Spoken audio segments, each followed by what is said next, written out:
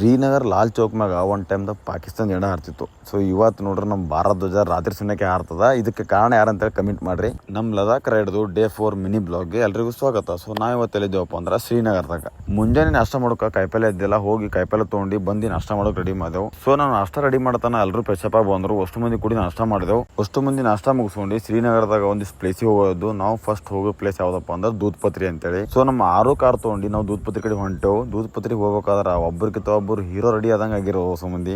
ಆ ಪ್ಲೇಸ್ ಆಗಿದ್ದವ್ರು ಅಷ್ಟು ಮಂದಿ ನಮಗೆ ನೋಡ್ಕೊತೀವಿ, ಇವ್ರು ಎಲ್ಲಿಂದ ಬಂದಾರ ಇಷ್ಟು ಮಂದಿ ಅಂತೇಳಿ. ನಾವು ಟೋಟಲ್ 25 ಜನ ಇದ್ದು. ಈ 25 ಮಂದಿಯಾಗ ದೂದ್ಪತ್ರಿ ರಿವರಿಗೆ ಬಂದಿದೆ ಅರ್ಧ ಜನ. ಯಾಕಂದ್ರೆ ನಡ್ಕೊಂಡು ಹೋಗೋದಿತ್ತು 3-4 ಕಿಲೋಮೀಟರ್. ಅದಕ್ಕೋಸ್ಕರನೇ ಅರ್ಧ ಜನ ಬರ್ಲಿಲ್ಲ. ದೂದ್ಪತ್ರಿ ವ್ಯೂ ಮಾತ್ರ ಅಲ್ಟಿಮೇಟ್ ಅದ ನೋಡ್ರಿ. ಮಿನಿ ಸ್ವಿಟ್ಜರ್ಲ್ಯಾಂಡ್ ಬಂದಂಗ ಆಯ್ತು ನಮಗ ಒಂಥರ ಫೀಲ್.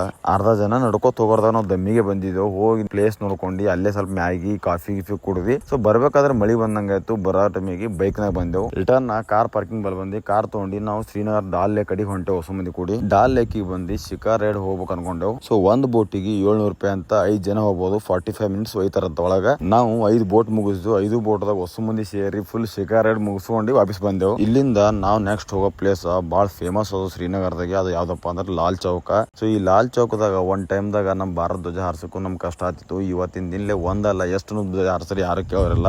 ಲಾಲ್ ಚೌಕ್ ಬಲ್ಲಿ ಹೊಸ ಮಂದಿ ಫೋಟೋ ಗಿಡ ತಗೊಂಡು ಶಾಪಿಂಗ್ ಅದು ಮುಗಿಸ್ಕೊಂಡು ಡೇ 4 ಮಿನಿ ಬ್ಲಾಗ್ ಇಲ್ಲಿಗೆ ಮುಗಿಸ್ತೀನಿ. ಈ ರೈಡ್ ಪೂರ್ತಿ ಅಪ್ಡೇಟ್ ಬೇಕಂದ್ರೆ ನಮ್ಮ ಐಡಿ ಫಾಲೋ ಮಾಡ್ಕೋರಿ. ಸೊ ಮತ್ತೊಂದು ಬ್ಲಾಗ್ ಸಿಗ್ತೀನಿ. ಅಲ್ಲಿ ತನಕ ಎಲ್ರಿಗೂ ನಮಸ್ಕಾರ.